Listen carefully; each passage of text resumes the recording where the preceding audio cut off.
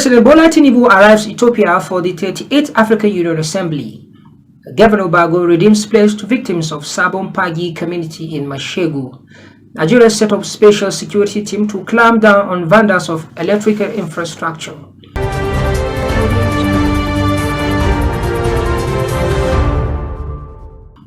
Hello and thanks for joining us on Linatv News. I am Mahmoud Inoa. President Bola Tinubu has arrived at Addis Ababa, Ethiopia to participate in the 38th ordinary session of the Assembly of the African Union Heads of State and Government. The president, who arrived on Thursday night, was received at the airport of Ethiopian Deputy Chief of Protocol, Eshetu Leges, the Nigerian Minister of Foreign Affairs, Ambassador Yusuf Tuga, and the Charge d'Affaires of the Nigerian Embassy in Ethiopia, Ambassador Nasir Aminu. Ambassador Tuga later briefed President Tinubu about the summit and some diplomatic wins for the country, a session that stretched until 2 a.m. on Friday. Among the wins was the re-election of Ambassador Bankole Adeoye as African Union Commissioner for Political Affairs, Peace and Security. Nigeria also retained its seats on the African Union Peace and Security Council, reaffirming, in the words of Ambassador Tuga, Nigeria's leadership and commitment to peace and security on the continent. At the briefing were Wale Edun, the Minister of Finance, Abubakar Badaru, Minister of Defense, Jomeke Duale, the Minister of Trade and Investment, Festus Keyamo, Minister of Aviation, Mohammed Idris, Minister of Information and National Orientation, Balarabi Abbas Lawal, Minister of Environment, and Doris Ozoka Anite, Minister of State Finance. This year's AU summit under the theme Justice for Africans and People of African Descent Through Reparations focuses on reparatory justice and racial healing. President Tinubu will deliver a speech at the summit-level meeting of the African Union Peace and Security Council, where discussions will focus on current security challenges on the continent, including the escalation of conflicts in the Democratic Republic of Congo. President Tinubu is scheduled to return to Abuja on Monday, February 17th. Niger State government, under the leadership of the Governor Mohammed Umar Bago, has redeemed its financial pledge to the victims of mining explosion at Sabon Pagi community in Mashegu local government area of the state. Speaking at the presentation ceremony at Sabon Pagi, the wife of the governor, Hajia Fatima Mohammed Bago, advised the residents to stop keeping harmful objects that can kill and injure people at residential areas to avoid destruction and killing of innocent lives. She assured the people of the community that the administration of Governor Bago will continue to prioritize the welfare of people above any other things. She also used the occasion to appreciate the wife of the President and First Lady of Nigeria, Senator Oluremi Tinubu, for coming to the aid of Sabon Pagi community over unfortunate situation by donating the sum of 100 million naira to alleviate the suffering of the victims of Sabon Pagi dynamite explosions. The governor's wife admonished the beneficiaries to make judicious use of the money and the materials they receive from the government.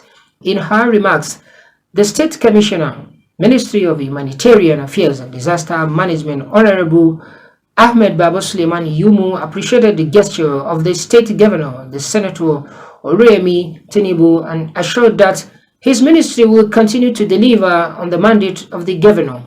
Also in her remark, the Permanent Secretary, Barrister Mairo Mohammed Man, while commending Governor Umar Bago for the gesture, appealed to the people guard against future occurrence, adding that it was possible for the government to replace everything that was lost, but to ameliorate the suffering of the victims. It will be recalled that Governor Mohammed Umar Bago, during his visit to sympathize with the victims of explosions, donated 174 million naira. The governor explained that 5 million each should be given to those houses who were totally destroyed, 2 million naira to those partially damaged, 1 million naira to the injured, and 2 million naira to the families of the deceased, and 1 million each for those whose vehicles were affected. He said the cash donations was to provide succor to the victims, adding that a committee will be set up to ensure the judicious sharing of the money. He acknowledged that the area has large deposits of gold and lithium in the state and characterized by artisanal mining, resulting in insecurity in the area as they have explosives and guns in their possessions. He called on the people to surrender their explosive and other dangerous weapons they use to the relevant stakeholders for safe storage instead of keeping them in their houses. The items distributed were 50 kg bags of rice, bags of maize, salt, vegetable oil, mattresses, blankets, etc. Niger State government, in collaboration with the World Health Organization WHO, has inaugurated a 7-man committee to select candidates, commence recruitment activities, and make assessment for the National Health Fellows Program. The committee consists of Dr. Suleiman Aliyu from WHO as chairman of the state coordinator, His Royal Highness Emir of Kontagora, represented by Dr. Ibrahim Alhaji, Honorable Umar Aminu Yandagi, Chairman Paikoro Local Government, Dr. Ibrahim Idris, Director of Public Health, Ministry of Tertiary Health, Dr. Junaidi Inua, Director of Health Planning, Research and Statistics, Niger State Ministry of Primary Health Care. Others are Marlon Bello Danazumi, Provost School of Health Technology, Mina, Pharmacist Ilya Labadalamin, Director of Health Planning, Research and Statistics, Ministry of Secondary and Tertiary Health. The President of the Federal Republic of Nigeria, Bola Ahmed Tinubu-led administration, introduced the National Health Program initiative where young Nigerians will be selected as fellows to be engaged across 774 local government areas of the country under the statewide approach, aiming to develop a pipeline of healthcare leaders through strategic capacity building, professional development, and a capstone field engagement for the fellows. A total of 75 candidates will be screened by the committee from the 25 local government areas during the exercise, with 3 persons per local government, where 1 person will be finally selected to represent each local government. Nigeria has decided to set up a special security team to protect its power installation and infrastructure.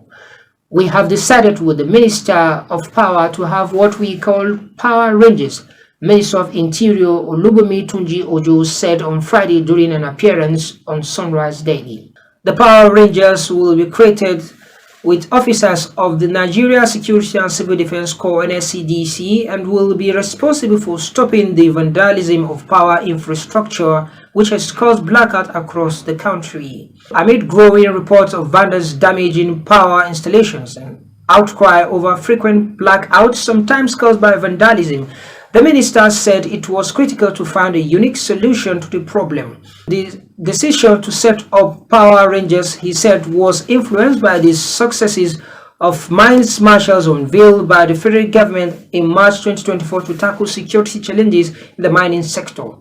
What we had before the Tinubu administration came was the generalization of national assets.